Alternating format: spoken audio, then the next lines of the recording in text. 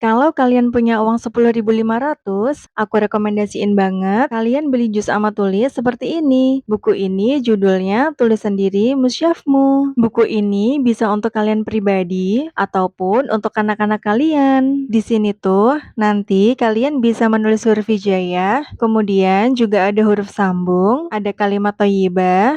Nah, kemudian ada juz amma atau juz 30 seperti ini. Nah, di sini sudah ada tulisan yang tercetak samar. Nanti kalian bisa langsung aja meniru tulisan tersebut. Mudah banget. Menulisnya bisa pakai pulpen ataupun pensil. Nah, seperti ini contohnya. Ini tulisan yang pakai pulpen. Kalau kalian punya waktu senggang, bisa banget waktunya digunakan untuk menulis Al-Quran seperti ini, supaya waktunya lebih berkah dan lebih bermanfaat. Selain itu, di sini juga ada beberapa surat pilihan lainnya, seperti surat Yasin, surah Al-Fat, Ar-Rahman, Al-Waqiah, Al-Mulk,